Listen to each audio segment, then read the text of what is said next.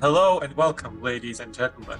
You are listening to the Games of Yore podcast. I landed on the name about 5 episodes in. I think it's high time we do that. My name is Simon. And my name is Simon. Oh wait, your name is Simon. My name is Alex. Before we go any further, there's one thing that I want to bring to your attention. It turns out that, could you believe it, 94% of our viewers are not in fact subscribers to the channel. Oh no, Do you have anything to say to those people? that's terrible. You should actually hit that subscribe button right now. I think that's absolutely important. Absolute tragedy. Yeah, definitely should hit that subscribe button. What are we doing today, Simon? We're talking about the wonderful Deus Ex. Deus Ex? Deus Ex? Deus Ex? How do you pronounce that, actually? Deus Ex. Okay, good. In fact, let's start with that, actually. I mean, Deus Ex, first of all, Deus Ex is a big game, right? It has a lot of love from a lot of people for very good reasons, which I'm sure we'll talk about, and some of the aspects of it that wasn't for us as well. Your appointment to FEMA should be finalized within the week. I've already discussed the matter with the senator. I take it he was agreeable. He didn't really have a choice. Has he been infected? Oh yes, most certainly. When I mentioned that we could put him on the priority list for the ambrosia vaccine, he was so willing. Yeah, let's start with that, actually. Let's start with the title, actually, because it's an interesting one. I think there's an interesting bit about it in terms of its history.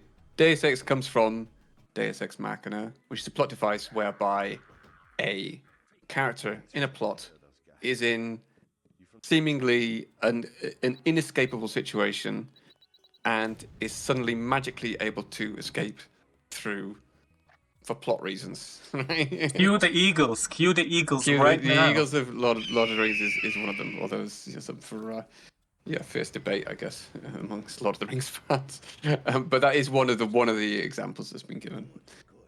So Sam and Frodo are on Mount Doom, and everything is lost. Looks like they're just going to be covered in lager, and suddenly the Eagles comes down and they're saved. Yeah, Deus Ex Machina. Historically, it was the reason it's called Deus Ex Machina, and this is the interesting part, is that it means God from the machine, and it was a Greek device in Greek plays where one of the characters, usually the hero, the main character, was in some inescapable situation, and they were rescued by a god who would be a person lowered via machinery, pulleys and things from the top of the stage downwards, hence God from the machine. Oh wow, I did not know that. But it fits in really well with the title for quite a number of reasons, actually. At least Warren Spector, the director of Deus Ex, has used it for, which was he was poking fun at video game narratives at the time, video game narratives that weren't actually particularly good, right? Because the term Deus Ex Machina is used like pejoratively usually. But he also used it as a sort of descriptor for the plot, as the idea of man and machine, right? So the idea of augmenting machinery onto people. And then there's this idea of power and abuse of power, right? Becoming a god, which is they're all sort of strong themes in the game, which is kind of interesting. I messaged Warren, so I finished the game yesterday and I messaged him on LinkedIn and I wrote him this big message saying that I haven't played the game but I've played it now for the first time, and I think I said that it's amazing how a game that's almost 25 years old is gonna trample most of the modern day nonsense. Wow. And then I said, "Oh, you probably get this all the time, haha." And then I gave like a short summary of what my version of JC Denton was. And he responded, actually. Oh, wow. He said, Really? yeah, which I didn't expect, but he just sent me a short response saying, "Thank you for the kind words. I'm glad to hear that the work that my team and I did almost 2 decades ago can still inspire people." I think something like that. Yeah. Which was really nice of him to do, I think. That's really cool. That's over 2 decades now, really. I mean, I think they started working on it in 1998, released in 2000, so it's a 24-year-old game. But for context here, by the way, for people who are listening, Alex met Warren Spector at a conference end of May, and you had a nice little chat with Warren Spector. And it was interesting because at the time, you hadn't played Deus Ex, or at least you'd only played the first mission or part of the first mission. I've played the first 10 or 15 minutes of the Liberty Island mission. Right, yeah. And I was like, this is too old, not for me. I couldn't cope. But then someone else almost bullied me into giving it the try, saying that, yeah, that mission is not great, but if you pull through it, you'll really enjoy the game. Which is why I was interested to tackle it and try it again.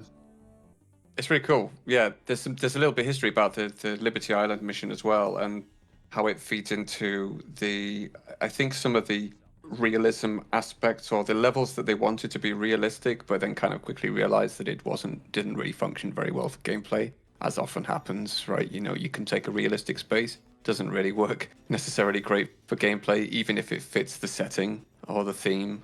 They had a White House level apparently in Deus Ex.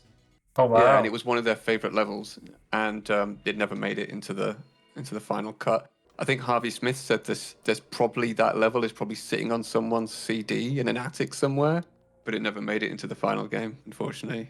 So I guess we could start with that. I mean, you have now played the whole game. I've now played the whole game, yes. Of course, by playing the whole game, you of course played all of the first mission, right? So how did you find that? Like, how did you find that first mission and then the subsequent ones afterwards? Yeah, it's a good question. I think that the first mission was very different, and I think that's one of the things that I'd like to discuss actually.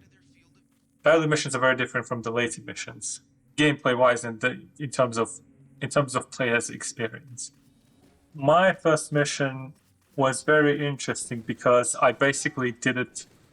By the time I have actually completed it, I realized that I've done both ways of how you can beat this mission, because I just couldn't find like a passage or a character. I don't remember by now, but basically I started the mission, and so my loadout was a sniper rifle and a pistol, but you don't really get a lot of ammo in the early game. In fact, in the first mission, you get like a clip, Yeah.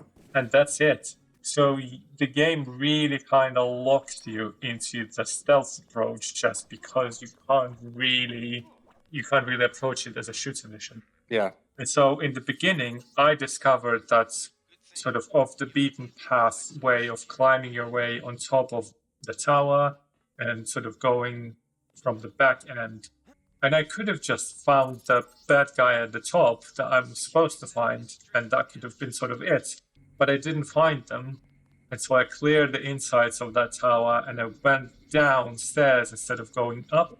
And then because I haven't entered it the way you would normally if you're going from that way, like the door was closed, and I just got lost as if like, what am I supposed to do? So I left that building, and I explored all of the grounds in front of it for no reason, because I just got lost. And then I cleared everyone there. And then I was like, what am I supposed to do here? And then I went back again. And then I found, there's this other path that I didn't take.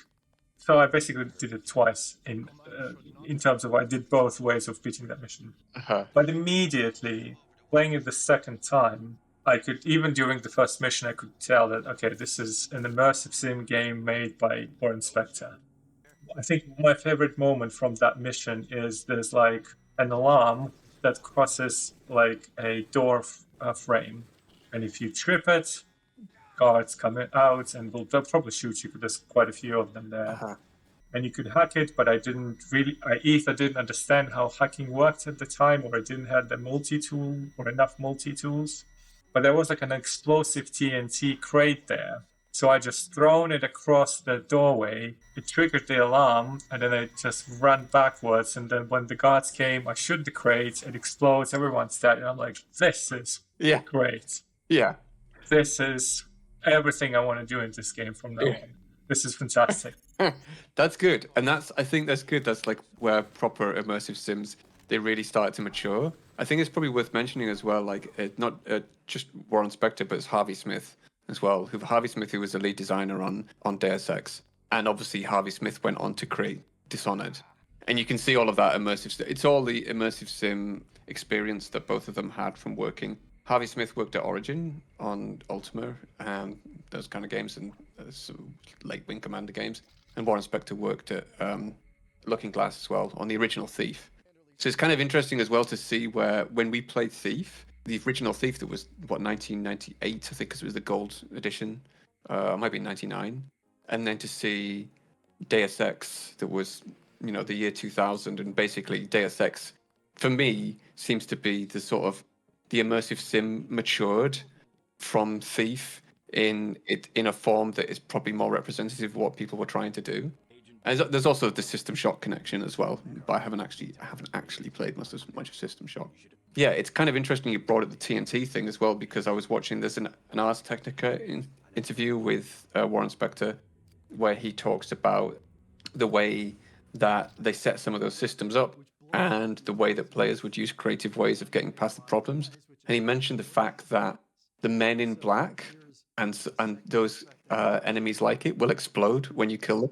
And so you can kill them near some explosives, and the man in black will explode. It'll explode the explosives, which will then knock the door out, right? Which will also destroy the door, which is just great. It's a great example. So then you did, because I do understand where you're coming from on that first mission as well, where you can just go up the wrong way. And it happened to me once on another mission in Paris. When you got stuck, did you look at the goals notes or any of the old conversations? Because in the goals notes of that first mission, like, it tells you where the guy is supposed to be found. He's supposed to be found at the top, I think, of the Statue of Liberty. Did you go back to that, or were you just like, oh, whatever, I'm just gonna... I don't remember for that mission. I definitely did look at the goals as I was playing the game, and there were moments where I just kind of got lost a little bit. And then, yeah, the goals are, of course, useful. Conversations are useful. They give you information that you need. For that one, I can't remember. Yeah, they're not always necessary, at least for the big objectives, but I did actually find that one. I think I actually, because it's been so long since I played it, I did actually find that one useful. And because that staircase to the top of the Statue of Liberty is kind of hidden, you will miss it. That's the problem, I think, that people had. And it's the same with, there's a level in Paris where I missed the staircase to the smugglers' hideout in Paris. I entered someone else's apartment, and it's a staircase in their apartment almost, but round the other side, round the corner, and I completely missed it because it was in darkness. So I get that. But then, so you did that mission, and then you got really excited when you used the TNT crate or the explosives crate, and then you did the second mission. Right? So how did it go from there? Yeah, let me just go through what the second mission is. Okay, I remember now. Yeah, the second mission, I was really interested to try and stir up trouble and just leave. Because in the beginning, Agent Navarra is taking you to this place where bad guys are basically hiding in this castle, something. And there's like a post with the good guys in the front, and Agent Navarra leads you here, and then she's like, well, go on then, take care of them. And I'm like, what? You're not going with me? And then basically I tried really hard to aggro the enemies inside that castle and then leave and let them shoot each other. Right. Crystal Clinton, that's it. That was like the NSF and the security forces. NSF and the security. Yeah, exactly. Yeah. So that was fun. And I think starting from that mission, I was taking less of a stealth approach necessarily, just because I got more ammo of the enemies. The first mission was all about I basically knifed everyone. You knifed everyone? Oh, wow. Oh, because of the ammo problem. Because I didn't have enough ammo, and I thought that ammo was going to be very precious in this game. And so I really kind of saved it until very last possible moment. Which is funny to think of now. But anyway, we'll talk about that. But then starting, the second half of the second mission, I realized, there's loads of ammo here, actually. And so it became more of a shooter game for me. How about you? Yeah, so it was interesting because I was thinking about because I've actually completed it before, but a long time ago. Not when it came out. I did buy it when it came out, and I didn't complete it for it because I'm terrible at completing games. But I have completed it years ago. So I wanted to do something, and I remember though that the build that I went down was a sort of rifle build. So it was using the rifle skill, and I seem to remember a bit of stealth, but I can't quite remember. But I definitely know that I think I maxed out the rifle. So I didn't want to do that this time. I wanted to take a different approach. And I was looking at some of the skills that were available and wondering, again, because it had been so long, what was really sort of viable and what wasn't. And I almost just went completely left field and went swimming like master, and the some of the cheaper ones, environmental training, which I actually in hindsight wish I'd taken. Not swimming, by the way, environmental training, and couldn't quite remember about the augmentations, which ones I would be useful. And so half of me was, and it's often the case, right, when you start games like this, where you have these choices that are these branching choices that have some at least semi-permanence to them, that you have to think about ways in which the levels are going to go. You're not really sure how it's going to go, but you should probably just choose the things that interest you most. And in an ideal world, the game would support that, right? The game support those choices completely, like they're completely viable, which I think Deus Ex mostly does, with some exceptions. Swimming is one of them. But apparently swimming is used by speedrunners in Deus Ex for a bunch of reasons. And yeah, there's certain levels. There's one in Hong Kong where you can use swimming to your advantage to shortcut a lot of stuff. And there's the sub base and all those kind of levels. But then there's also all of those other skills that can offset something like swimming, like using the rebreathers or using the lung augmentation. So I almost went completely left field, but instead I went for pistol and computers, which was quite powerful. But I actually had the opposite experience of you in terms of ammo when it came to pistols, because I found myself running out of ammo a lot, especially in the later game with pistols. And I wonder whether this is because there's more assault rifle ammo around and sniper rifle ammo than there is 10mm pistol ammo.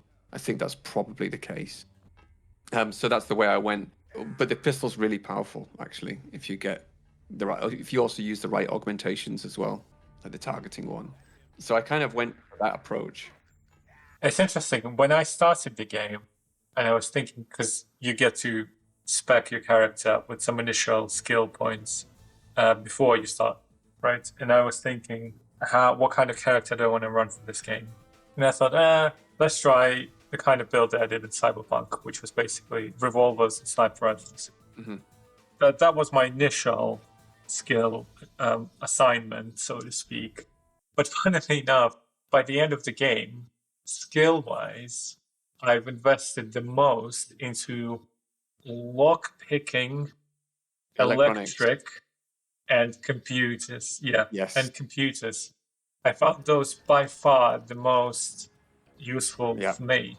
And I kind of a little bit, I put some stats into rifles, but not a lot. Mostly basically the skills that allow you to get through the alternative routes and like circumvent combat. Yeah, I agree. And I think that's where, in some ways, it's not completely balanced, or it falls down a little bit, because I had the same experience as well. And then with sort of especially lockpicking electronics, really, really useful. Computers, really useful.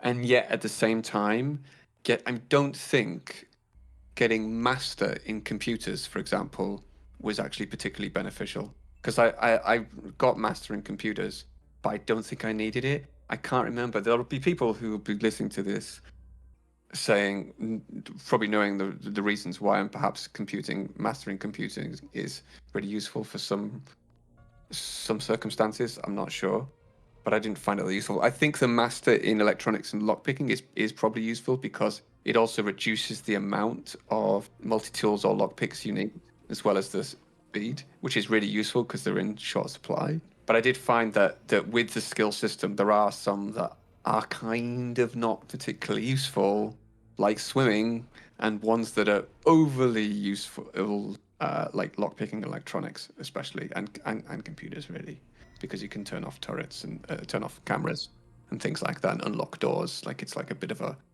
catch-all multi-tool. Yeah, it just saves you a lot of time because if you don't have that proficiency, you don't have an enormous supply of multi-tools, which you don't in this game. Basically need to explore or just know where all of the like data cubes and keys are Yeah, to be able to sort of naturally hack into these systems. Swimming and then environmental training, yeah, these are two interesting ones because they're not useful all of the time, but I certainly remember a couple of spots where they could really be helpful. for sure. I don't know how much it justifies investing in the mastery or advanced level, but it is interesting. I think, yeah, swimming especially. Environmental training, I actually wished I'd taken that more because I ended up with a lot of ballistic vests and the optic camo one, the one that makes you invisible, because that makes you invisible to bots and humans, which was super useful. And it also means you can wear the radiation suits. They're more effective and last longer, and the rebreathers as well. And it's a fairly cheap skill, so that could have been useful. But again, I mean, I think these are kind of small-ish complaints, just because it's first of all, it's very hard to get that stuff right, to get it really balanced. Not that that's a, you know, it shouldn't be an excuse or anything, but I think despite that, the game does a good job of allowing you to do exactly what it was designed for, which is allowing you to choose your own path and allowing you to kind of use the skills that you want to use and the ones that interest you to go down your own route. And you can go full combat if you want. And when it comes to combat, I think pistols are obviously really good. Sniper rifles, good. The others, like the heavy weapons, are only really useful, I guess, in certain situations. But, you know. So was the pistol your weapon of choice for the entire game? Yeah, pretty much always. And it's interesting because there's a stealth pistol, but it's not actually very good. There's some guy on YouTube made a video about how the stealth pistol is not really very stealthy, because the way the game works is that the sound propagation from the normal pistol isn't actually that large. So you can but it has way more damage than the stealth pistol. So he was making the point that it actually takes 2 shots on some normal enemy with a stealth pistol, depending on your skills and that kind of thing, for a headshot to kill them. But if you do the first shot and then they run away and then they shout to another guard, or you hit them and then they shout out and then they bring other guards in, it's not very stealthy, right? So the idea is you would use the normal pistol is actually more stealthy than the stealth pistol. But this kind of brings me to, I actually played, after I finished the game, I played Deus Ex Revision a little bit, which is the mod. It's almost like officially endorsed mod released on GOG and Steam. I think you can install it via Steam, and it's just available. It's completely free, and it has a bunch of graphical overhaul upgrades. Basically, got a lot more stuff in the environment, really. So a lot more detail, and then it also fixes a bunch of skill balancing and that kind of thing. I didn't play enough of it. I played a bit of Liberty Island, basically, after I'd finished it, and then I didn't really play much more of that. But I kind of be interested to play more of it to see where the balance changes come in with that game and see if, suddenly swimming is worthwhile, right? Like, worthwhile taking as a skill. Yeah. It's interesting that you say that you spent the game basically using pistol, because I find myself not using it starting about mid-game. Huh. I use it in the early game because you get a lot of ammo for it in the early game of the enemies, and then sort of used sniper rifle more. But starting from the Hong Kong mission, there's this one weapon that I used by far and away more than anything else for the entirety of the game, Which was that? which is the Dragon Tooth Sword. Oh, yes. Oh my god, yes. I basically became a Jedi. I role-played Jedi starting the Hong Kong mission because of how powerful it is. Uh-huh. So here's the thing. And then, yeah, go on. Did you level up your what do you call they call it low tech weapon skills, which is your melee weapon skills? I think I did to trained. Or just the one upgrade. Yeah. Yeah. Not that you really need to with the Dragon Tooth sword, I guess, but Because you can sometimes one-shot the mech enemies, not the robots, but the mechanized soldiers in the late game. yeah, the MJ-12 commandos. Yeah. Yeah, commandos, that's it. You can one-shot them with Dragon. Yep. Yeah. I go, this is great. I'm just going to hack my way through this. Yeah.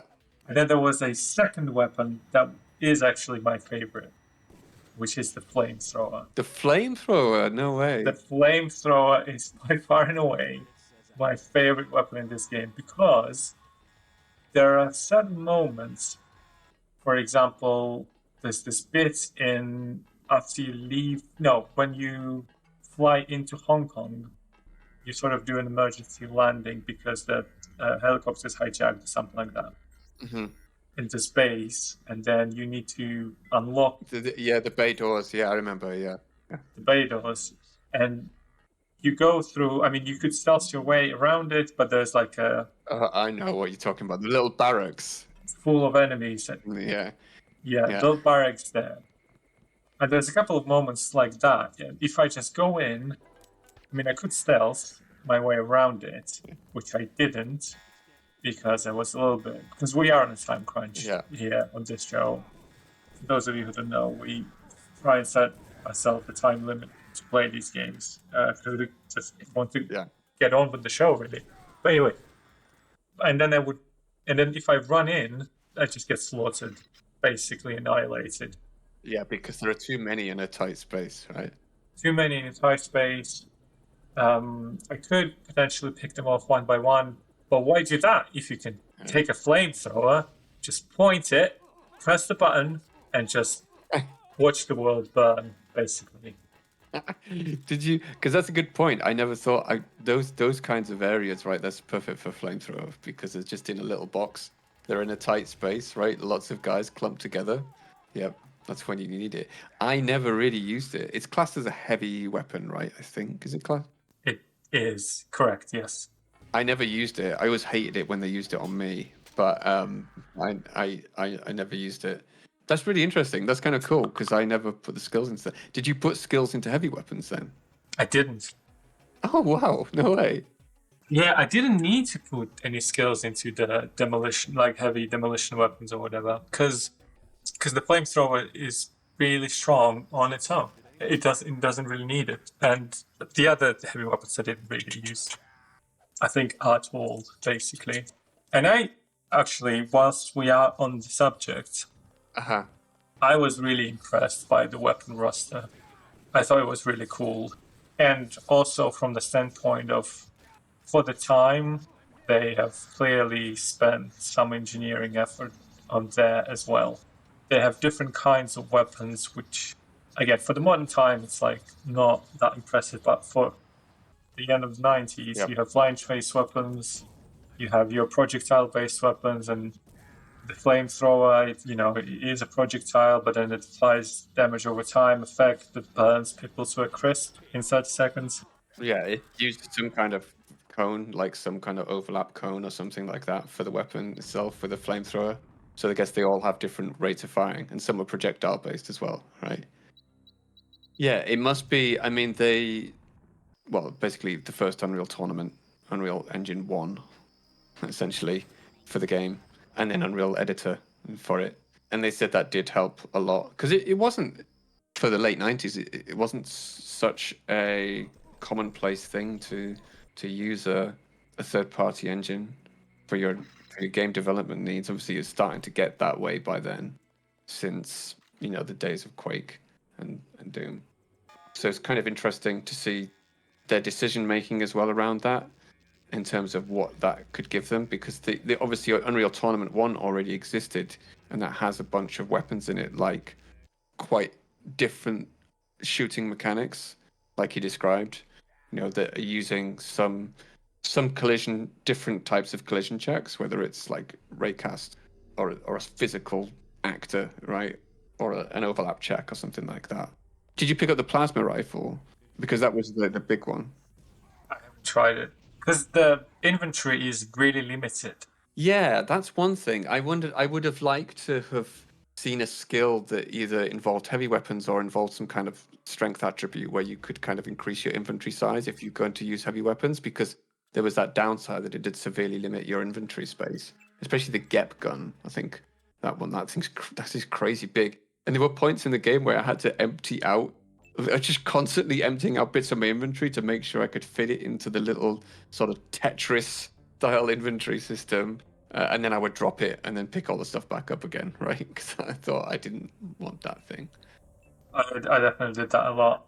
I think I mostly liked the idea of the inventory being that limited. I think you're right. It would be interesting to see a way to upgrade it somehow. But it made sure that I wasn't being lazy and I had to think about my strategy, what I want to do. The thing about the flamethrower is that it's really very powerful, but at no point in the game there's an ability to accumulate a large supply of the ammo. Yeah, that's exactly one of the same problem I had with the pistol. Same issue, really. But then the flamethrower takes like a third of your inventory. So I would find myself making a decision, okay, I could get rid of all of these things and take the flamethrower, but then it was my favorite weapon, but it's only useful in very particular situations. So do I want to commit to the flamethrower life, or do I want to make sure I have some free space in the inventory? And that aspect I mostly liked. Yeah, there's one thing that would offset the ammo, and that is about the skills, actually, which I found with the pistol, is that your damage is increased with each skill. Oh, yeah. So, and apparently it's incorrectly displayed in the UI by half, right? Oh, wow. The actual value, so it tells you at master level on pistol, for example, that it gives plus 50% damage. It actually gives plus 100% damage. And so it's actually incorrectly displayed. And that's the same for the heavy weapons as well, I think. I'm pretty sure it is. So by having an increase in damage, you wouldn't use as much ammo, right? And so you would save on ammo. So it kind of offsets itself that way. But even so, I had master on pistol, and maybe I just missed too many times. But I found myself running out of ammo a lot. But I had other skills that I was using to bypass like enemies and things like that. What about augmentations? So because I wanted to match the augmentations with what I wanted my my skills to be somewhat. So one of the things that paired really well with the pistols is the targeting slot for the eyes, because that also gives you an extra damage bonus and obviously gives you information about the target and all that kind of thing. So I took that. But some of them I did regret later. I took the silent running one, which I didn't really use that much. It was useful in one of those skills that's sort of useful in a couple of situations. We just have to run across a hallway when they're not looking or whatever to escape. I took the aqua lung, but I never used it. I mean, I took all the augmentations. Obviously, by the end of the game, you can have one of the two augmentations, all of them, but obviously you can't have all of them at max. And so the ones I maxed out were targeting, silent running for some reason. I don't know why. Oh, and the recirculator, the power recirculator, which I think was quite useful because it just doesn't drain your energy as much. But there was also, I think, did I also max out one more? Because I might have maxed, or at least put at least a couple of points into the invisibility, the cloak. So that's the visual cloak from humans and not the electronic cloak, because it's always you have to choose one of the two. And that came in really useful right near the end, actually, where I had to run across a hallway that was full of the Karkians and all of those monsters. It was in Area 51. And you have to, and you get into that area, and I think I had no ammo, and I was running low on other stuff, and so I tried killing them with the Dragon's Tooth sword, but it just took too long, to be honest. and there were too many of them. So I just cloaked and ran, and I could keep up the energy quite well because I had the power recirculator and everything. It was quite good actually in the end. So it was really cool, like to do it like that, to have those just different experiences.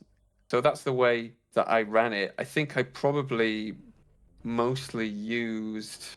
By the time I got targeting, I probably mostly used that, and I got things like for the arms. I got melee damage, which I didn't really use. I got 1 point in it. That was about it. If I played it again, I would do it slightly differently. I think, depending on how I run it. Obviously, if I'm doing melee weapons, I would have used the extra melee strength, but otherwise, I should have used like the actual lifting strength one. Might have been useful. How about you? I kept forgetting what augmentations I had, to be honest. I got most of the slots filled, although not all of them. I think I missed one or two. But I found augmentations super strong. The ones that I've invested in upgrading was the ballistic protection. Yeah. I took that one and I upgraded that one, not all the way, but I invested a couple of points in it and it was really useful. Uh-huh. I got regeneration, and that was a fucking game changer. Oh, yeah, sorry, I got that as well, yeah. And I don't think you need to upgrade it past level 2. Oh, yeah. Because in level 2, it does like 15 points per tick, which is loads. Yeah. I don't know what has to happen for this not to be. I mean, yeah, there are certain annoying boss fights, but that would just carry me through. Kind of really contributed to me playing a Jedi with the Dragon Teeth sword. Right. Because even if when I run into the room full of enemies, I just put on my ballistic protection and regeneration and just cut them down, and they can't offset the extra protection and the regeneration that I have. And especially because towards the late game, I had a lot more gels, bionic gels, than I had medkits. Right. And then you also come across the bots that restore your energy quite frequently. And that felt super powerful. I really wish I had taken the same as you said. I wish I had taken microfiber muscle instead of the combat strength for the arms. Because I didn't really use that. Because again, Dragon Tooth Sword is just so strong. But I wish I was able to lift heavy things. Because I think that will really, and probably that's the first thing that I would change if I play this game again. Because I think that really allows for you to take different routes through certain missions. Yeah, and they did that again in Deus Ex Human Revolution. They used they had same thing, but even more clear cut as to how and when you couldn't use it. Because there are points where you can kind of shove objects around. You can sort of push them around a little bit, but you can't really lift them. Sometimes you could sort of shove it around a bit, get a crate next to something, and then shove it into the right place so you could jump on top of it and get somebody somewhere else. Or use a crate as a shield, as cover. Yeah. I did that a few times when hiding from the bot enemies. Yeah. So we talked about missions a little bit, and I think we'll be able to go through all of them. But what was your most and least favorite missions or moments in missions? It's interesting because I think I get the impression, but I'm not quite sure, that Hong Kong is like one of the favorite missions. But Yours, you mean?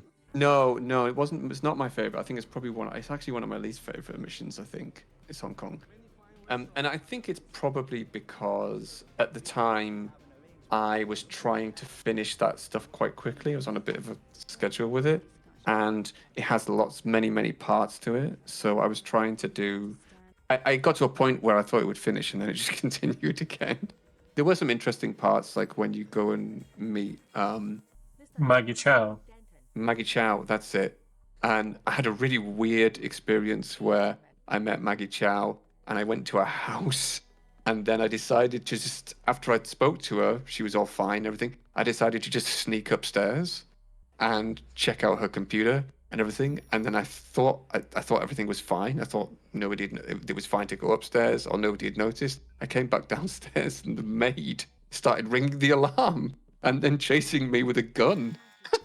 And so I had to shoot the maid and then get out. And I thought something was wrong. I just reloaded it a couple of times. So, but Hong Kong in general, I wasn't like actually a fan of. I think just because it went on for a while. One of my more favorite ones actually was a Vandenberg Air Force Base, and I think the sub base as well. So the later missions, really. I think because there were some interesting objectives in it, like killing the bots, right? Finding a way to disable the bots, and you could do that in a number of different ways. I actually, with a couple of them, I found a law, the anti-tank launcher, and I killed a couple of the smaller ones like that. But I realized quite quickly that you can't do that with the larger ones really easily. And I tried using lambs on them, but that really didn't do anything. And so I ended up releasing the smaller robots. I managed to get into the little hangar and release the security bots that then killed the other bigger bots, which is kind of cool. Yeah, it's got quite a lot of variety to those missions. I think that's kind of why I liked it as well. And then by then also, at that point, I had quite a few skills and augmentations that started to make things really interesting in terms of variety. What about yourself? Yeah, so the Vandenberg Air Force Base was one of my favorite missions as well. And it's interesting to hear that you didn't find lambs useful, because the reason why that mission is one of my favorites is because I feel like I have just cheated it. Because you start at the rooftop, right? Yeah.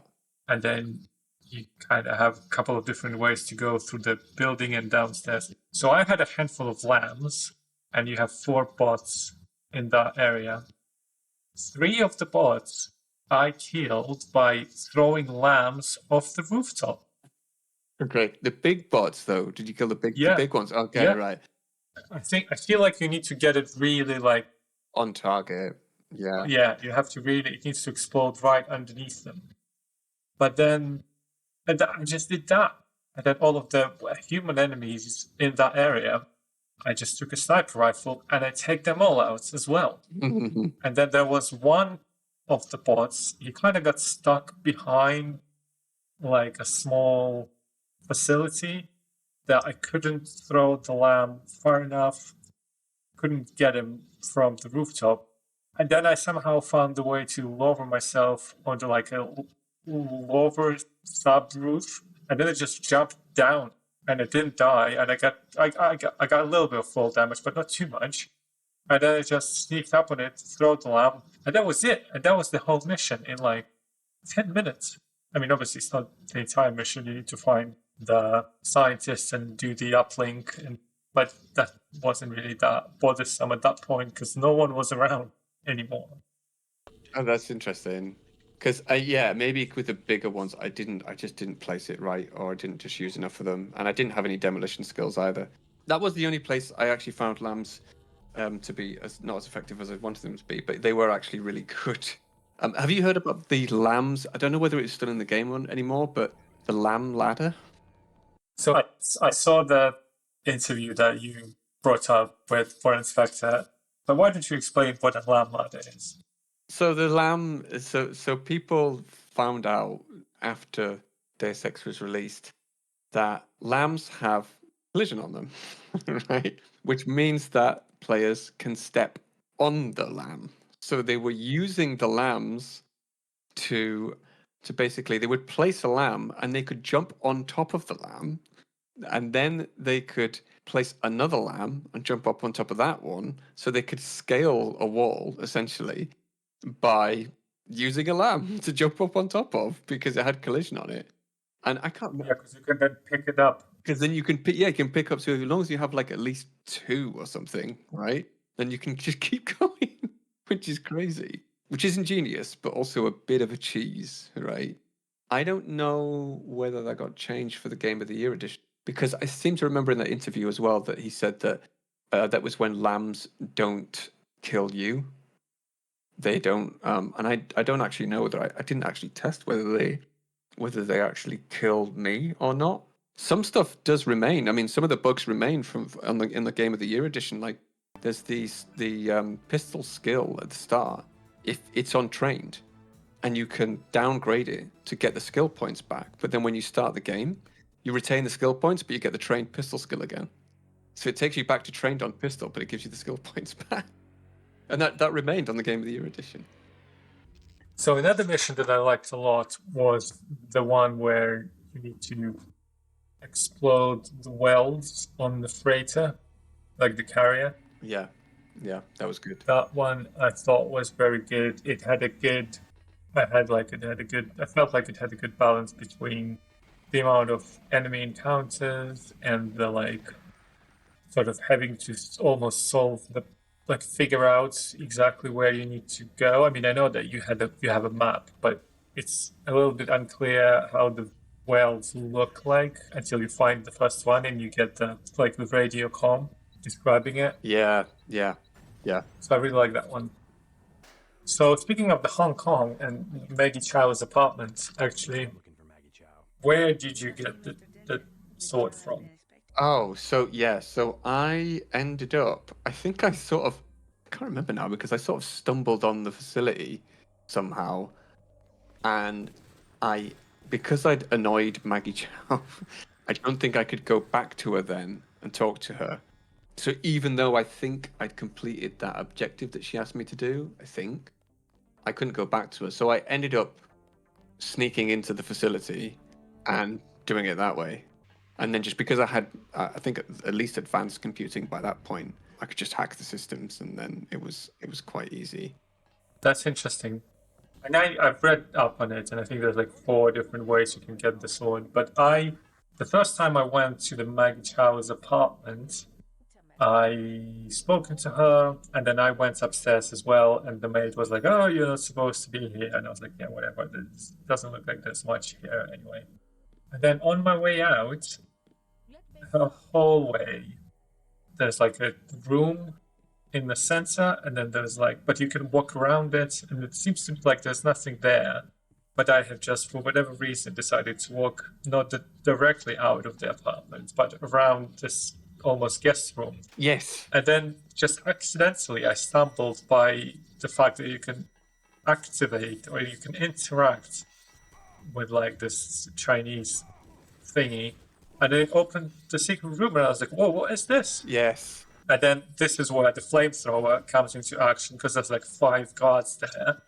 They jump at me and I'm like, well, I hope you like barbecue. Say no more.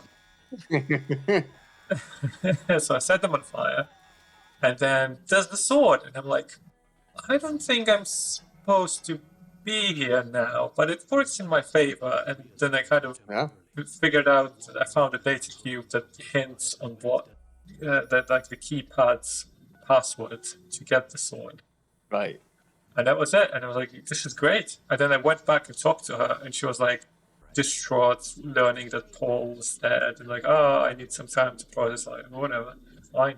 And then, because you encounter her later on at the 2nd level of the Versalite facility, and then she kind of attacks you. I'm like, I don't understand you, lady, but whatever. So hang on a minute. There's a couple of things here, right? Because this is interesting. Because I also remember that room, and I found that room. I can't remember whether that was because I kept wanting to explore, and I kept reloading. This is one of the things I did in Deus Ex a lot, was actually, because it encourages you to do it, is try and explore all the level, not just because you also get a lot of skill points and potential loot and things like that, but it's also interesting because it almost feels like it's the way it was meant to be played, even though it's actually the whole point of the game is you play it your own way, but they want to also encourage exploration as well. So I did a lot. So I did find that room as well, but you mentioned something which is interesting, that Paul was dead, right?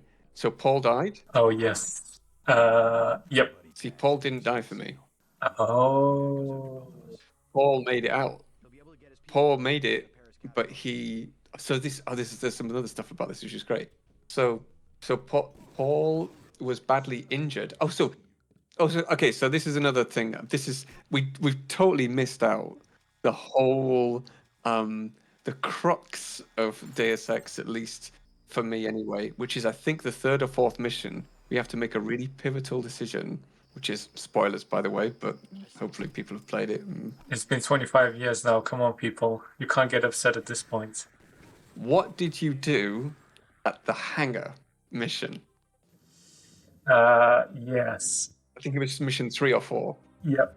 Yeah, I know exactly what you're talking about. So this is basically where Paul confronts you. Yeah. And tells you that he's working for the NSF, and you go and speak to Lebedev, and then Agent Navarro shows up, and she's pressing you to kill Lebedev, Yeah. and he basically just wanted to talk to you because then he's like, I'm dead anyway, whatever. Yeah. So I killed Agent Navarro. Right. Yeah.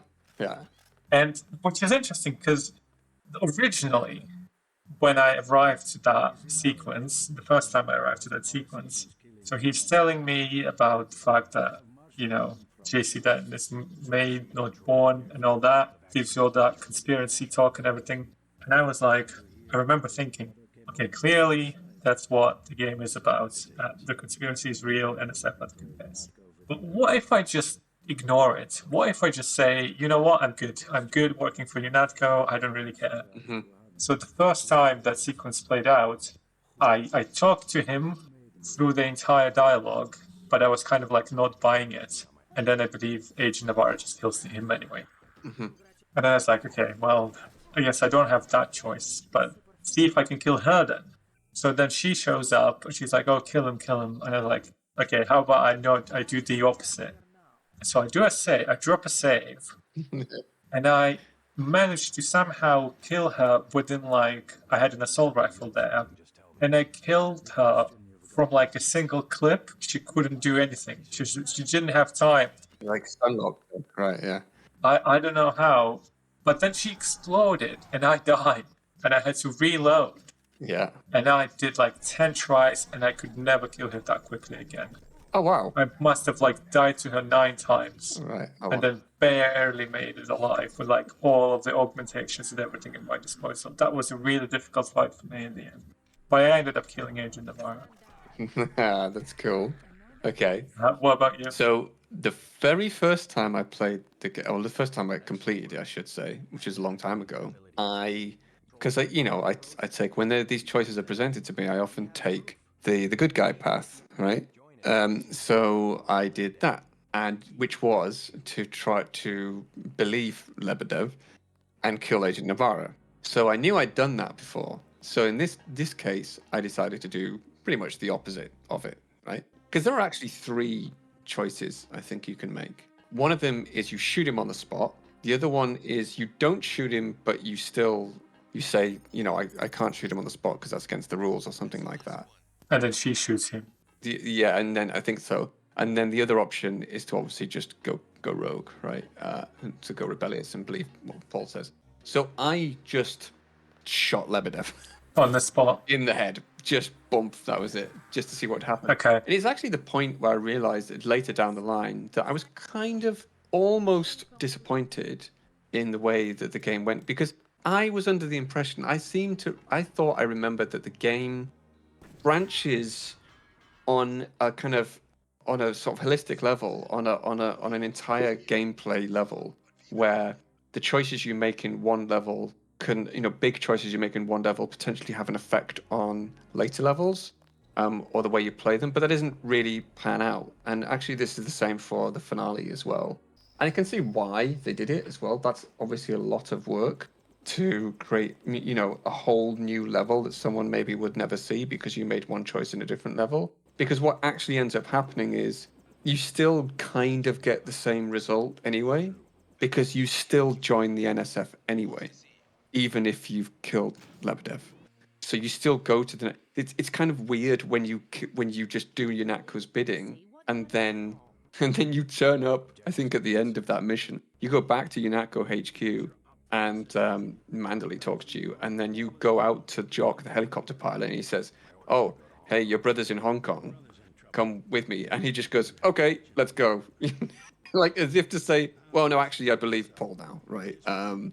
But I do get, maybe that the idea is that he's swayed by Paul anyway, but he just wants to do UNATCO's bidding, right? But it's just a slightly odd situation where those levels don't really, you don't get to be Yunatko's dog's body, right, the whole time, which doesn't really make a lot of sense for the whole game anyway, because then how would you end that game, right? You just go through a bunch of, you'd have to make it almost like an entirely new game, right, to support that. And the same thing goes for the finale as well, in a way. Well, before we go into the finale, in the next mission, you end up taking Paul's side, and at the end of mission 4, your second Hell's Kitchen mission, the mission itself is that you send a distress signal, and then you find Paul and he's injured in his apartment. Yes. And you get a choice of what to do.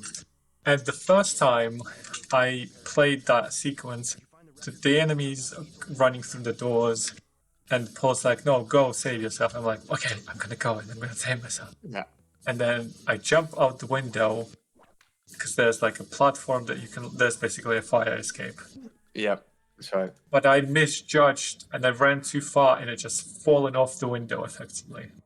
And then I load into the MJ12 facility and I'm like, hold on, what happened here? Oh wow! Oh yeah! Oh, so because you just like it's like you went unconscious, right? Yeah. Yeah, because the thing, yeah, at that point, however way you die, the result's the same. Yeah. And then I was like, what happened here? Wait, stop, hold on. And then I went into the walkthrough, and then I kind of read up a little bit, tried not to read into too much, but I noticed that it says that if you don't leave Paul, he'll survive. And I'm like, okay, I'm gonna save my brother, I'm gonna do it. Yeah. But then, like, you end up having to fight so many guys. It's like, and there are men in black who are tougher enemies, and they explode. And so I tried a few times to save Paul, but I was like, I gave up, effectively. I gave up because I felt like I ended up just having to fight disproportional amount of enemies. So instead I just jump out the window. So you can use, and I'm trying to remember how I did it, but I think I used cloak. Oh, what about Paul? Yeah, so I stayed with Paul and I used the cloaking device, and I managed to kill all of the enemies In the hotel, you mean? in the hotel. Yeah, so I managed to kill all the enemies because I'm pretty sure because I used cloak and a bunch of other things, probably lambs or something. But then when you go outside, there are more enemies outside. Yeah, that's right. There's some in the lobby. There's a bunch in the lobby as well as elsewhere. But the thing is, when the men in black explode, they can take a bunch of other people with them. I did remember trying it quite a few times, but I did manage to do it. I can't actually remember how the hell I did it because it was quite a while ago now. Because this game's kind of much longer than the ones that we've previously been playing, right? Pretty much double the length. So Steam says I've played it for 15 hours and 20 minutes. Oh wait, no, total says 18.8. Okay, that's still pretty good. I played it for way longer than that. I mean, I was already on 25 hours or something. Because I'm just like that with games. First of all, I'm kind of slow, but I also just end up exploring so much. It gets ridiculous. So in your version, when did you fight Ana Navarra? Oh, so that was the other thing. Sorry, I was going to say. So I fought. Oh God, when did I fight Ana Navarra? I did fight her at some point. The fight wasn't too bad, I don't think, because there's another fight with Gunther. Oh, that one I did not enjoy. Did you not enjoy it? I mean, what I mean is that I found it hard. It was hard. I died a bunch of times. I think it must have been in UNATCO headquarters. I killed her there, which is after you get captured. Because I was captured because you were captured because you fell out the window, right? I was captured right at the end of the mission. They ambush you with like bots and Gunther's there, and loads of people are surrounding you, and it's an impossible fight basically. And it's kind of like this is going to happen, right? Whether you like it or not. So you can't kill Gunther either. So you can kill some of the bots, but you can't kill Gunther because you're supposed to fight him later on. And I'm pretty sure I killed Anna afterwards, which must have been in the UNATCO headquarters. But the interesting fight with Gunther was that it was the easiest fight. No way. Really? It was the easiest fight, and the reason it was the easiest fight is because I knew Gunther's kill phrase. So I had a conversation with someone who told me Gunther's kill phrase. Any mech can be stopped in his tracks with a secret kill phrase. Gunther says La Putin machine. Dog that out of the mech. And when you meet him, which is underground, isn't it? It's at the in where the computer room is. If you've had that conversation with the guy who knew Gunther's kill phrase, you have the option to say, "I know your kill phrase," and he goes, "What?" And then he explodes. Oh, that's great. It's so good. And apparently Anna Navarra has the same thing, but I never knew that. Okay, that's pretty good because it's a tough fight. Let me tell you that. Though I think the only way I was able to beat him in the end, before I get to that, one thing that I did mention when you asked me about my experience with the first mission that I should have, is that the very first feeling that I had towards this game, which is not really a critique, because for the time you can't really use that as a critique, but playing that game felt like playing the piano. Right, yeah. I think I know what you're going to say, because I think I'm actually going to make the same point. Like the scope is in the left bracket, or like reload is in a semicolon, things like that. What is that? So in a stressful situation where like you're fighting Gunther, I would, in a perilous moment, I would aim to quickly hit the augmentation button, and then I would hit the inventory slot button, or the vice versa, and things like that. Like that happened to me a lot. I never really got fully accustomed to the control scheme. And I know that I could rebind everything, but I thought that, well, that's not... Yeah, I don't know. I wanted to leave the experience of what it was like. Yeah. And so when I was fighting Gunther, he would all the time like generate a lot of burst damage, because there's this tight room and he can close distance and he kind of waits for you around the corner. So when the start of the fight, he's really close to you.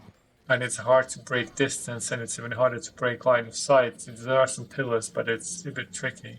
And then your reload time, because I didn't invest in the weapon skills that much, my reload times were abysmal. And I didn't have a flamethrower in that mission, so I couldn't really... So the only way, I think the way I was able to kill him is I kind of broke the sequence a little bit, because you could sort of peek through the corner where he's at, but not trigger the conversation, and I fired at him, and that kind of triggers the fight. Right, yeah. It skips the dialogue, but then he doesn't go aggro immediately, and his AI breaks a little bit, and it starts running away from you.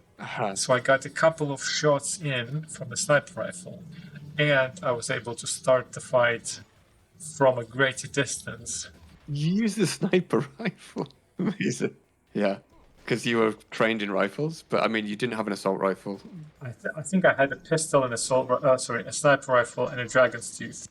And getting close to him was suicidal. Yeah. And then obviously the sniper rifle deals a lot more damage than a pistol if your proficiency is the same, right? Yeah. And so that's what I did. And the funny thing is, what I tried to do that didn't work is I tried to just throw a lamb onto him before the fight starts. But he just runs away. The fucker just runs away. If you try and throw a lamb or a grenade onto him, he'll just run. So yeah, anyway, it's a difficult fight. Yeah, it's a funny one, but I was so glad that I had the kill phrase, because it's Le Putin machine is the kill phrase. And he just say, "Oh, by the way, I know your kill phrase is Le Putin machine," and then he goes, "What?" And just that's it. He explodes. It's so easy. Oh man, that must have been so satisfying. Yeah, and it was really satisfying. And I actually saved before I went into that, and I just played about with what the different variations were and had a look at all of the stuff that kind of happened before and afterwards. I didn't know that Anna Navarra had a similar kill phrase. I just remember that you mentioned a certain frustration that you had with the final mission. So let's talk about that. Only in terms of it wasn't quite this sort of final outcome. For some reason, I thought that there were a bunch of choices in previous levels that will dictate what your final choice is in the final level. And there are obviously like advantages and drawbacks to that, right? One is that perhaps it feels more immersive and more like an immersive sim, perhaps. Or if you were to make those choices, I think Mass Effect does that. I can't remember. Mass Effect, it gives you a final a finale depending on a few different variables that happen throughout the entire game. Whereas in Deus Ex, you literally, it's almost saying, here are your 3 choices for the final thing. This is it. Now you can choose them. But there are also advantages to that because you don't want to, in the same way that, those choices the choices you made through the game aren't necessarily permanent. And so you can you're essentially choosing a different ending for the game rather than it being sort of somewhat dictated to you. And I know that, from reading some of the history of development, they did talk about they want players to think of the game as problems, not puzzles, which means that they wanted players to have agency. They wanted the player to figure out their own creative method, but the narrative was still linear. So it's the narrative still remained the same, and that feels like that's what they wanted. But again, like it's like some of this other stuff really. It's not. It's kind of like in the same way that when you board the 747 and you make the choice between killing Lebedev or killing Navarra, it's not really a criticism. It's just that'd be kind of interesting if they'd made that a choice that maybe affected the rest of the game, right? But it didn't. I agree. I would have preferred that to be the case, but that's just a more expensive option. Yeah. So I can understand that they may not have the capacity to really do that. Yeah. And then again, like to echo what you said about what they said, with regards to they just wanted the player to have the agency all the time. And I can kind of see how you're locking yourself to like choices that are irreversible maybe can sort of break that rule a little bit. Anyway, what was your ending? Well, I remember that I think I chose the good guy ending again years ago. What's the good guy ending? So I say good guy ending because none of them have particularly great outcomes, and also not particularly. There's ups and advantages and disadvantages to each ending. But the one that I chose is also the one that they use to base the next game on, which is the Dark Age ending, which is the one where you go and kill. Well, you kill Bob Page anyway, don't you? But you get rid of the Illuminati entirely, right? And so you get rid of and you let people be completely free. But that freedom comes at a price in that they are not sort of guided by any particular organization. So this time around, I had the choice. The other choice, of course, is to join the Illuminati, which I didn't do, and instead I merged with the AI. You merged with Helios. Okay. Yeah, I merged with yeah. So it's sort of it's supposed to be the sort of benevolent dictator ending, but I really like that they have tough choices. To me, that's sort of the Witcher level of moral ambiguity, where you've got to make a choice about. You've got to make choices that have consequences, sometimes negative consequences, but at the same time have positive outcomes as well. So yeah, I chose that one. Just simply for something different as well from what I remembered from last time. Which one did you choose? Well, let me tell you, the final mission I found incredibly kind of confusing. I was confused by it. And I think, again, also because I played it yesterday and it was like yesterday afternoon. So I really wanted to finish the game and take some time to sort of digest and lay down my thoughts for today.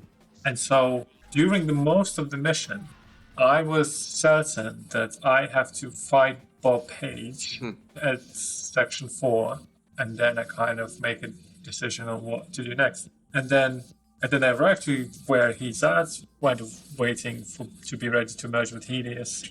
And then whoever tells you through comms that, okay, there are these 4 things that you need to disable to stop this process. And I thought, okay, and then I'm going to fight him. And then there's another option of like, no, you don't need to do that. You just just break the cooling thing, and that's gonna do it quicker. And I'm like, okay, I'm gonna do that then. Whatever to just get to fighting Page quicker. Right. But you don't actually fight him at all. Yeah. And so I'm running around the level, because the section 4, it has like 3 levels to it, where the 4 reactors, fusion reactors. Uh-huh. And the lower level and the upper level was kind of clear how to get there, but there is a mid-level and you see some grays, the enemies, the grays there, but I couldn't figure out how do I get there. So I'm running around trying to find the missing 1 fusion reactor. And then there's a second character who is like, what are you doing? You're wasting your time. Just go to the coolant bay and override it. And I'm like, okay, I'm going to do that. And so I did that. And then nothing happened because you need to go back into level 3 and trigger the reactor there so that basically it explodes. But I didn't really understand that. And I was just running there in circles. It's just, how do I fight Bob? I think I went back to walkthrough. And I was like, oh, that's how I do it. Because I was kind of stressed there. Because there are also these universal constructors that produce enemies constantly. I didn't want to spend time and my multi-tools to shut them down. And I was constantly getting low on health because there's a lot of them. And these are one of the most annoying enemies in the whole game. Which enemies are those? So on one level, it's those spider thingies that boss. zap you with electricity and drain your energy. On the lower level, it's like the monsters, basically. Right, yeah. And then on mid-level, it's the greys again. Oh, okay. I didn't realize they get produced by the Universal Constructor. I didn't actually realize that. But if you had more time, would you have actually just taken your time? Yeah, I would. So I ended up going for the... Right, yeah. I didn't want to fuse with Helios. I just wanted to kill Bob Page. But then you don't really do that at all, do you? And it just felt like the simplest one to achieve, which it wasn't in hindsight. Yeah. I mean, I don't think actually the rest of them are... I think they're probably all reasonably... Because there were a few hoops I had to jump through as well in terms of getting to the Helios AI thing. There was a bunch of other stuff that you have to do. So it wasn't, like... You don't just walk in there and merge with the AI. You have to do a bunch of other stuff as well. So they're probably all sort of, reasonably involved endings. But it was interesting. It was interesting as a level to almost explicitly offer you that via the conversations compared to the other levels where you're given choice. So here's the question that I wanted to finally ask you. So let's imagine that you've just played Area 51 level or the sub base, the Ocean Lab. Sub base and silo, yeah. Yeah, so these two. You've played one of these two, and then you go and decide to jump back into like Mission 2. Mm-hmm. Just for whatever reason, right? Would you say that it will be a smooth experience going from one to another, or do you think it will be jarring for you to go from the end game to the early game? So you go you go to Mission 2 to kind of start over again? The point that I'm trying to make is, I guess I should just make it.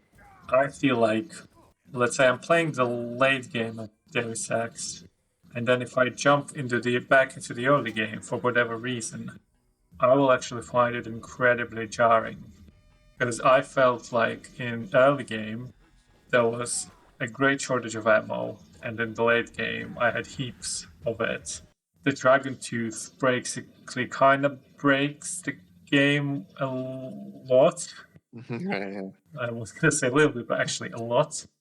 And I don't know how I feel about that, because obviously player progression is good thing, and it is a role-playing game, and you'll always be really weak in early game by comparison to the late game. Mm-hmm. But I just think, coming back to, let's say, Witcher 3, I don't think that the way I approach the game will necessarily change from late game to the early game. And I think it will in Deus Ex, and I don't know how I feel about that. Given the knowledge you have about some of the mechanics that maybe seem slightly broken or slightly overpowered or underpowered, I mean, I think for me, I would be aware of those things, but I would actually almost sort of ignore them and just role play it a little bit because I knew they existed. I mean, I would, to be honest, what I would do is I would actually play Deus Ex Revision, because that apparently fixes a bunch of stuff in terms of balancing. So that's what I would probably do. But in hindsight, going back to it, I would make different choices on augmentations, and I would make different choices on skills for sure. But purely from the standpoint of like moment to moment gameplay. So you've just played mission 12, and then you load into mission 2.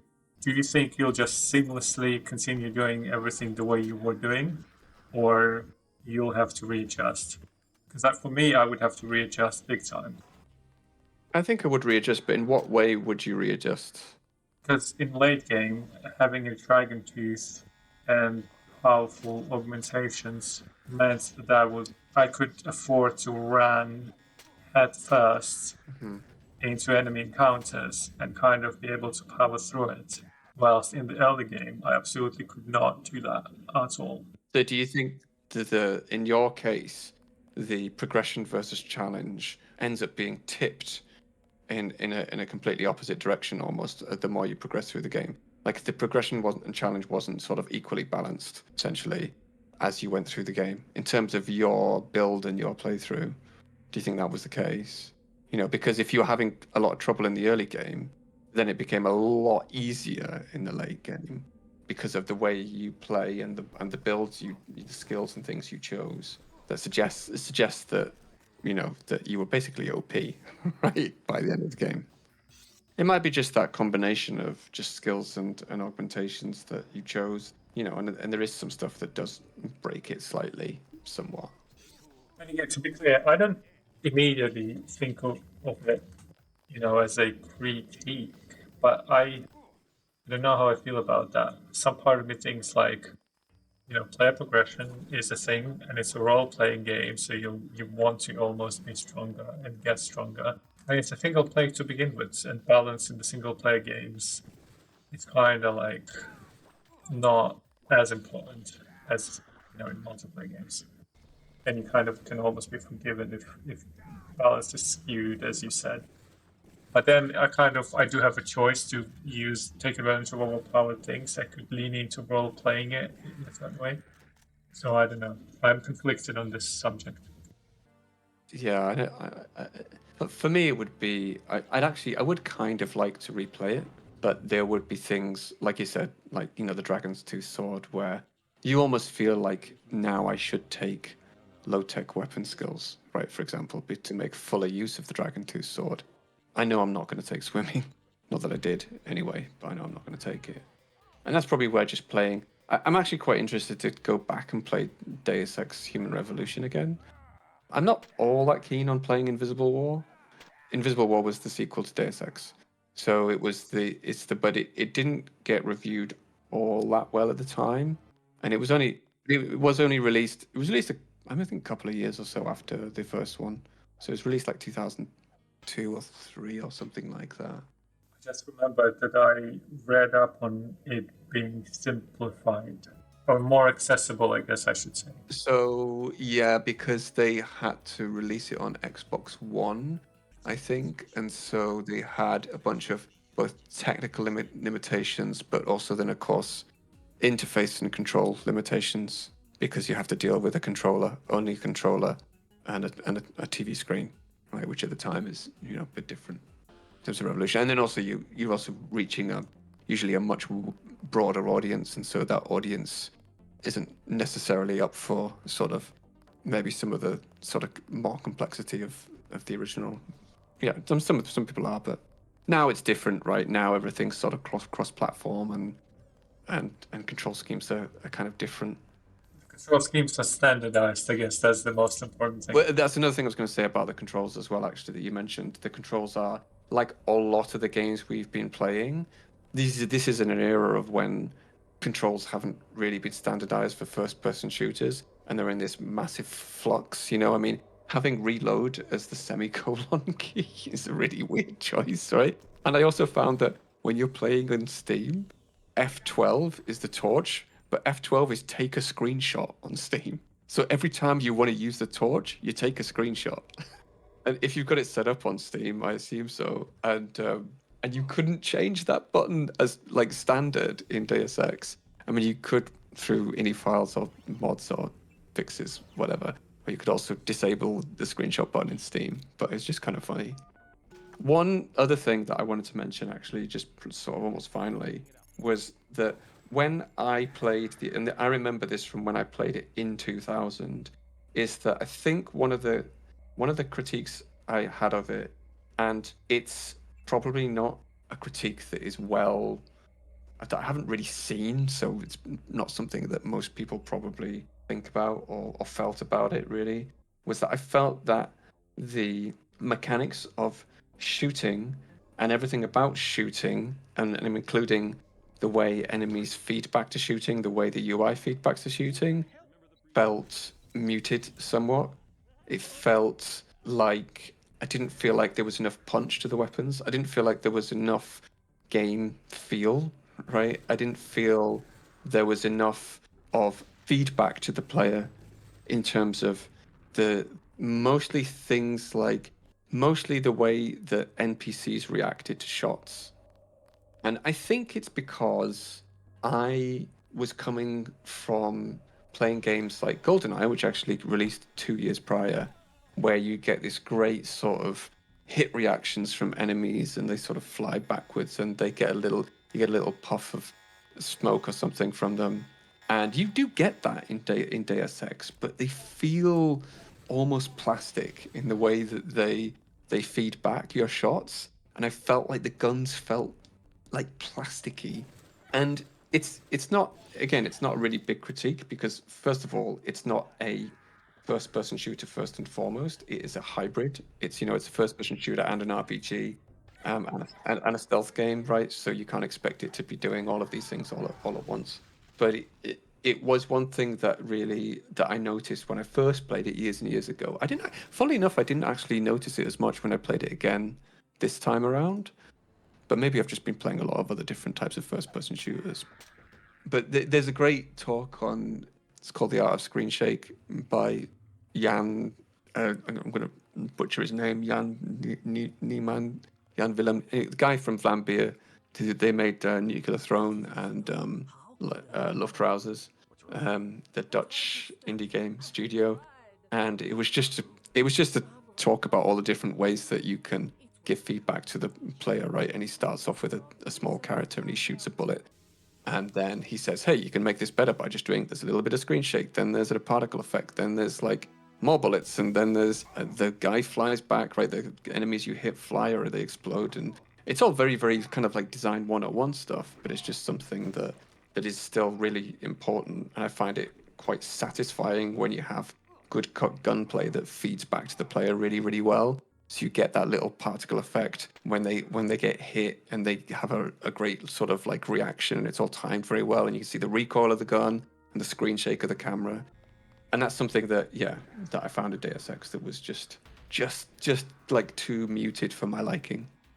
I think, I know what you mean. And I was thinking about it. Yeah, I think because it's a hybrid. Yeah. And because the role-playing part of it is a backbone for the shooting and the stealthy part of it, due to the skills and the augmentations that you take, that's how you get better at either the shooting or stealthy part of it.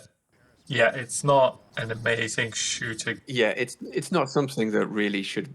It's not. I don't think it's actually a critique that should really make it into a review because of that. It's just something I noticed. But it's almost like, I mean, whenever I'm critiquing games like Deus Ex, I think it's a great game. So you're always kind of, you end up nitpicking, or you're trying to find things that are bad about it, and you end up going for stuff that's actually not particularly important at the end of the day, given the whole thing. Yeah. So actually, one thing that I found incredibly annoying, just want to bring it up at the end, because I like everything that we talked about. Like shooting is a little bit weird.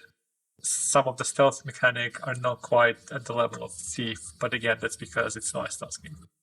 And then the control scheme is funny, but it's just an old game. The controls were not standardized, whatever. None of that really, in my mind, kind of makes a difference to my experience to the game. Mm. But ladders are dog shit. What is? Ladders are dog shit. Oh, ladders. Yeah. Yeah. For the love, like, it was so fucking difficult to get down the ladder without fucking falling off, flying off Falling. the edge of the, and especially if it's like a hole in the ground that you need to squeeze yourself in to get up, to get down the ladder. I've died so many times, and it would be so easy to make it better by basically locking the character to the ladder once you approach it. And yes, I get that it's more realistic when you're going up the ladder and then you have to kind of steer the character upwards and not to the side because you'll fall and then there's fall damage. It doesn't fucking matter. It does not make my experience better by having to steer No, I mean, and that's my character on the ladder. it's unnecessary as well, right, to do that level of detail because it's and ladders have just been so much of a problem. I know some guys who worked at Arcane, because we worked with Arcane once, and they said that they had and obviously some of those guys are ex Looking Glass Studios and all those the guys that used to make all these old games, and they have a poster on their wall that just says "fuck ladders." Because just like Fuck ladders. No. fuck ladders, because it is just such a pain in the arse. I mean, maybe not as big of a game dev problem as doors. Doors probably are the biggest pains in the ass. So I mean, nowadays, right? You have usually it's a press interact to climb the ladder, right? And then you're on it and you're stuck on it, and you know you're on it and you're not going anywhere, right? And then you move up and you get off the ladder, right? I usually found I had to go around the other side of, like, if there's a hole in the ground, I went around the other side so you could kind of sort of run at it and walk at it, and then you're in the collision box, and then you're attached to the ladder, but then you still had to sort of like point downwards. I genuinely never understood how the proper way of getting down the ladder. I would fucking fall down and hope that I will grab onto the ladder in time and not fall down all the way and die. Yeah, it's one of those interesting. I think it is a bit like it also is like the door problem, right? In design, where it's something that it's so. I mean, doors more so, right? So commonplace, something that's seemingly so trivial. If you haven't actually done it, right? If you haven't actually tried to make a door in game dev, like I mentioned this on the Thief episode, I think. And ladders, I think, is probably another one of those things where you're just like, well, how are we going to solve this issue?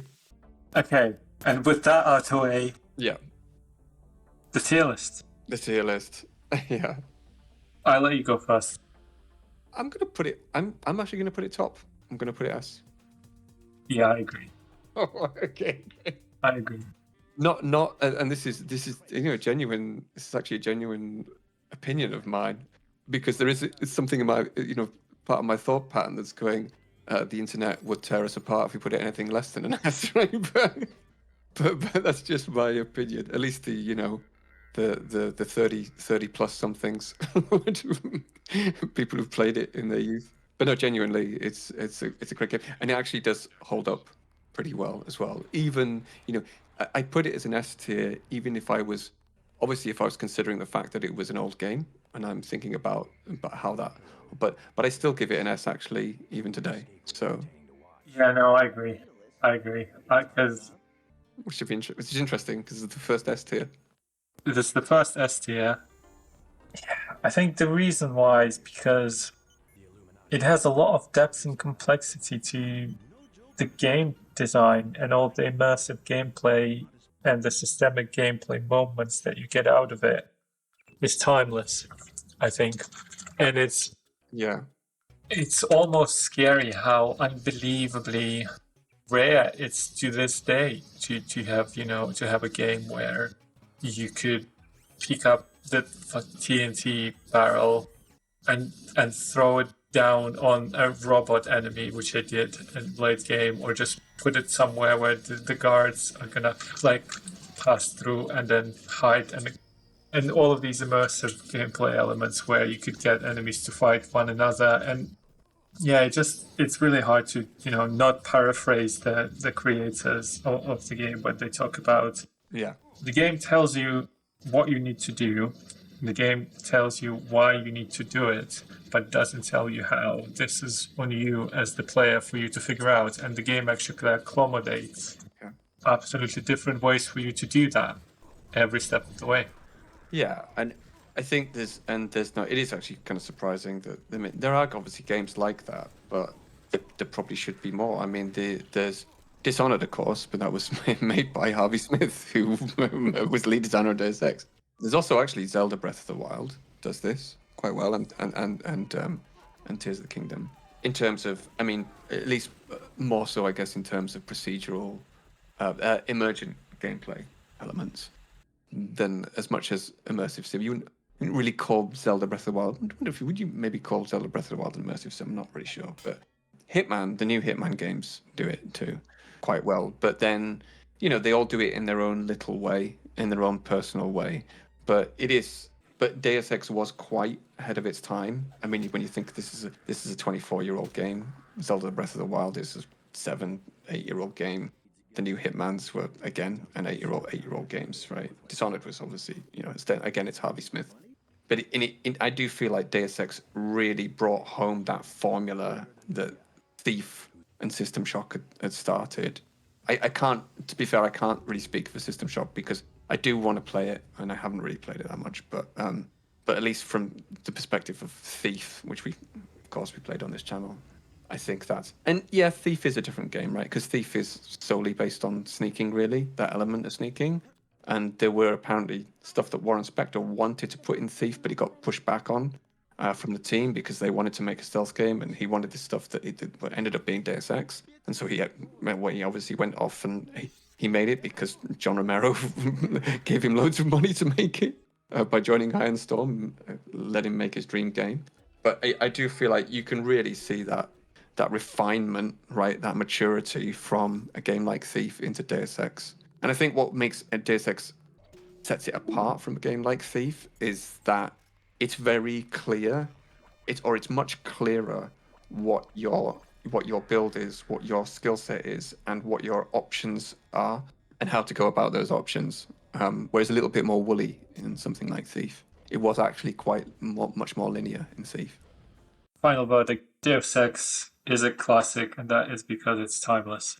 I think you could pick up this game 25 years from now, and if you can get past through the clunkiness of it, which is totally fair because of the time difference, you'll enjoy it. Great, fantastic. Yeah, absolutely. Thanks everyone for listening and or watching. Yeah, thank you all for listening. Let us know what you want us to get involved with next, and we will see you in another episode. Thanks all.